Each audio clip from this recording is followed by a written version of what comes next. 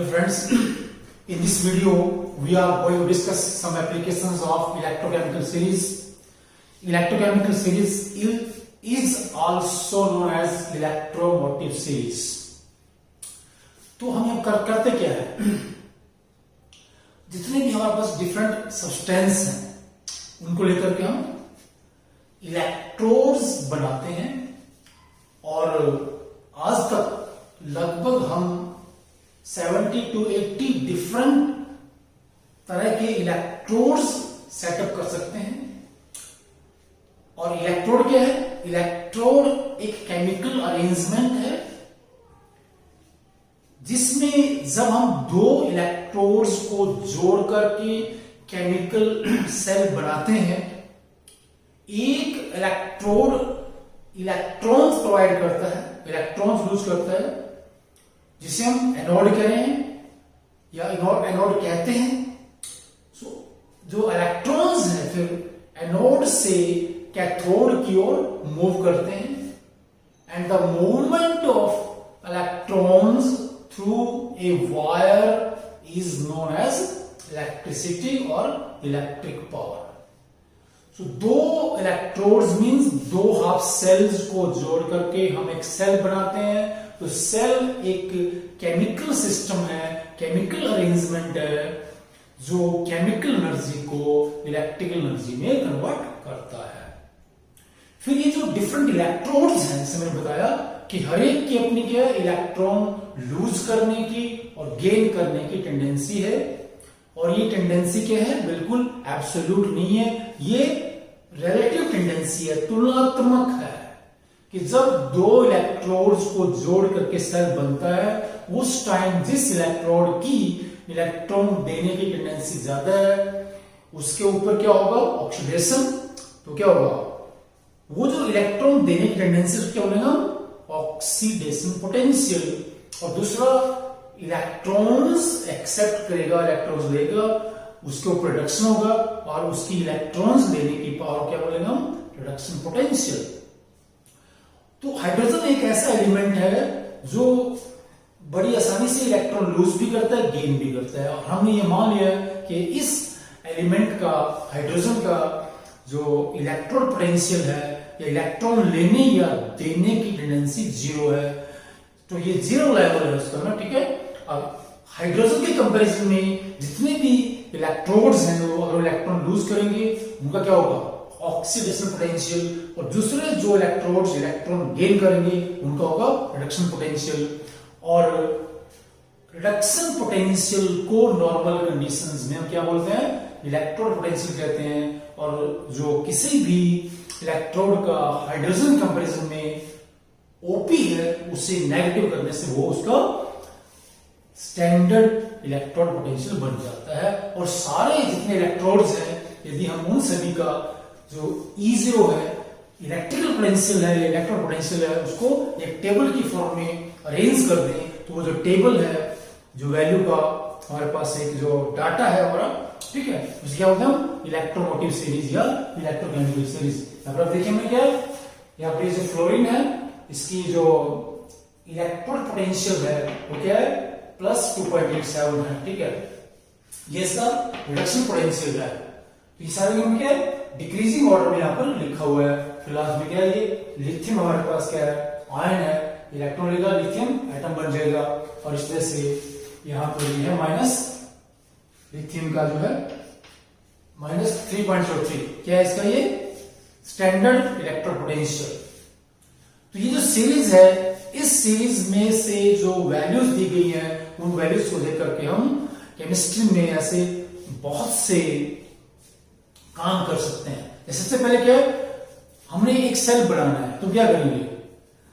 तो बिना सेल बनाए हुए हम इस सीरीज की मदद से ये पता कर सकते हैं कि वहां पर वो जो सेल बनाने जा रहे हैं उसमें सेल रिएक्शन होगी या नहीं होगी. तो कैसे करेंगे वो? देखिए हमारे पास क्या होता है, ये NFE0 सेल. ये क्या हमारे पास? This is the electrical energy produced by the cell, right? And is the number of mole of electrons which are involving in the cell reaction. The indirect redox reaction, F is a constant as the Faraday constant, and E0 cell is the cell voltage कि जो हम cell बनाने जा रहे हैं इसकी voltage क्या है। तो यहां से हम जानते हैं कि ये क्या होता है, इस delta G equal to minus delta G equal to NF E0 cell. Delta G not क्या है, ये this is the decrease in free energy during cell reaction which changes into the electrical energy। तो यहां पर अगर ये हमारे पास E cell positive है, ये के डेल्टा G नेगेटिव, तो क्या सेल रिएक्शन पॉसिबल है, सेल रिएक्शन होगी। और E सेल, ये जो सेल पॉजिटिव आने का मतलब क्या है, सेल विल फंक्शन। ठीक है, हम इलेक्ट्रोमोटिव सीरीज की मदद से बिना सेल को बनाए हुए E0 सेल कैलकुलेट कर सकते हैं। यदि पॉजिटिव आ रहा है तो सेल रिएक्शन होगी, साथ में हमें पता चलेगा कि वो सेल कितने वोल्ट का करंट प्रोड्यूस कर सकता है E0 सेल की वैल्यू से। जैसे मैंने पहले ये न्यूमेरिकल लिया है यहाँ पर, right the cell reaction and calculate E0 cell for the cell. तो हमने यहाँ पर सेल लिया है, इसमें क्या है, ये जिंक, जैसे हमारे पास क्या है, एनोड है यहाँ पर ये, और एनोड पे क्या होता है, हमेशा होता है oxidation. Anode is that pole of the cell which undergoes oxidation. तो कैसे करेगा, ये सॉलिड है यहाँ पर ये, और इसमें क्या होगा हमारे पास ये पॉजिटिव एक्वस प्लस 2 इलेक्ट्रॉन। तो this is the oxidation reaction which is going on the anode of the cell. और जो हमारे पास ये कैथोड हमारे पास ये है, ये इलेक्ट्रॉन्स ले गए यहाँ से, इसमें ये हमारे पास क्या है, ये फेरस आयन है एक्वस में, ये इलेक्ट्रॉन ले गए, यहाँ पर क्या हो जाता है, ओके प्लीज, क्योंकि यहाँ पर क्या होगा, रिडक्शन होना है प्लीज। इलेक्ट्रॉन्स कहां से आ रहे हैं, यहाँ से आ रहे हैं, रिडक्शन कैसा होगा, ये फेरिक आयंस है, इलेक्ट्रॉन्स ले गए तो क्या हो जाता है, ऐसे ये भी हमारे पास क्या बनेंगे, एक्वस में मिलेंगे। So this is the reduction reaction, right. And the net reaction here is net cell reaction और the redox reaction of the cell. अब देखिए यहां पर हमें क्या, ये दो इलेक्ट्रॉन्स यहां पर एक जिंक दिया जिसको हम 2 से गुना करेंगे ऐसे, ठीक है। तो क्या बनेगा, ऐसे जिंक सॉलिड, राइट, यहां से हुआ, फिर ये हमने इसको 2 से गुना करना है, plus 2Fe3 positive aqueous, right. अब यहां से क्या है, इसको 2 इलेक्ट्रॉन यहां से आते, 2 इलेक्ट्रॉन कैंसिल हो जाते हैं, और रिजल्ट क्या हो जाएगा, तो ये zinc 2 positive aqueous plus 2Fe2 positive aqueous. This is the next cell reaction. So these are the two pore reactions. ये हमारे पास 2 pore reactions है, और दोनों जगह क्या मिलता है हमें, ये this is the next cell reaction. क्या से क्या, zinc atoms will oxidize and this ferric ions will reduce to ferrous ions and the cell will produce cell voltage. So what is the value of cell voltage? तो यहां से जो हमारे पास cell हम बनाने जा रहे हैं, ये कितने वोल्ट का करंट पैदा करेगा। तो यहां से दिया यहां पर ये, तो E0 सेल फॉर्मूला होता है हमारे पास E0 cathode minus E0 anode. इसमें हमारे पास क्या है, कैथोड हमारे पास ये इधर होता है, हमारे पास एनोड हमेशा लेफ्ट में होता है, कैथोड हमेशा यहां से ये राइट में होता है। हमने इनकी वैल्यू दी है इलेक्ट्रोड पोटेंशियल की। सो देखिए, सो कैथोड कौन है, that is the cathode, this, ये जो हमारे पास रिडॉक्स इलेक्ट्रोड है, ये प्लैटिनम न्यूट्रल मेटल है यहाँ पर, ये प्लैटिनम सिर्फ के इलेक्ट्रॉन्स को अपने अंदर से गुजरने देता है, बाकी क्या है, ये इलेक्ट्रॉन लूज करता है, ये इलेक्ट्रॉन गेन करता है, इसको कहते हैं रिडॉक्स कपल, राइट। यहाँ पर रिडक्शन हो रहा है, तो ये हो जाएगा 0.77, ये क्या है, this is the standard electrode potential of the ferrous ferric electrode, minus 0.76, ये आपका 1.53 वोल्ट, ये क्या है, that is the E0 cell. तो इन दोनों इलेक्ट्रोड्स जोड़ के जो सेल बनेगा वो 1.53 वोल्ट का करंट प्रोड्यूस करेगा। तो इस तरह से क्या है कि इलेक्ट्रोमोटिव सीरीज को यूज करके हम किसी भी सेल का एडवांस में ये बता सकते हैं कि ये सेल बनेगा, काम करेगा या नहीं करेगा। अगर काम करेगा तो ये कितने वोल्ट का करंट पैदा करेगा। दूसरा हम क्या है, हमारे पास जो बहुत सी मेटल्स हैं, हम ये प्रिडिक्ट कर सकते हैं कि उनमें से कौन सी मेटल्स एसिड्स के साथ, मिनरल एसिड के साथ के हैं, रिएक्ट करके हाइड्रोजन गैस बनाएंगी, कौन सी नहीं बनाएंगी, राइट। अब इसमें आप देखिए सिंपल सी बात क्या होती है, अगर हमारे पास क्या है, कोई भी मिनरल एसिड है, हमने क्या बताना है, कि let's say we have the H2SO4 in beaker, यहां पर क्या है H2SO4 है बीकर में, इसका मतलब क्या है, इसमें H पॉजिटिव आयंस है। तो our aim is to predict whether a given metal can react with the acid and can produce hydrogen gas। अब देखिए इलेक्ट्रोमोटिव सीरीज में क्या है, हम जानते हैं कि जिनका E0 पॉजिटिव है, राइट, वो सारे क्या है, वो हाइड्रोजन से इलेक्ट्रॉन लेना चाहते हैं, because E0 positive means it is standard reduction potential, means tendency to gain electrons। और जिनका E0 नेगेटिव है वो क्या है, इलेक्ट्रॉन देते हैं सारे के सारे एज कंपेयर टू हाइड्रोजन। अब यहां पर देखिए, यहां से हमने ये लिया, यहां पर ये जिंक हमारे पास है, जिंक मेटल है ये, ठीक है।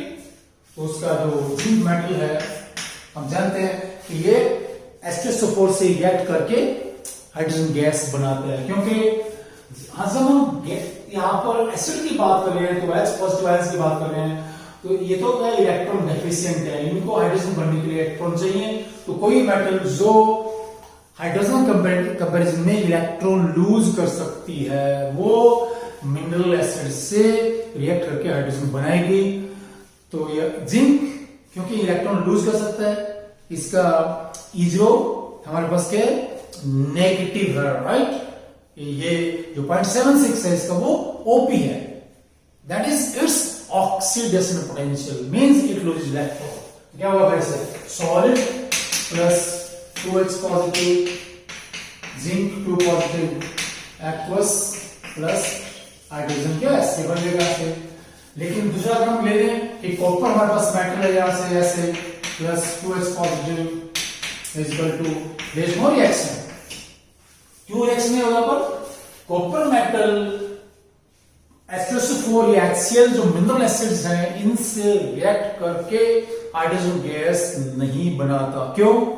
क्योंकि it has tendency to take electrons from hydrogen, और वहां पर क्या है पॉजिटिव आयंस है, उसके पास तो इलेक्ट्रॉन है ही नहीं, वो तो इलेक्ट्रॉन लेना चाहते हैं तभी गैस बनेगी, तो इसलिए क्या होगा, कोई रिएक्शन नहीं होगी।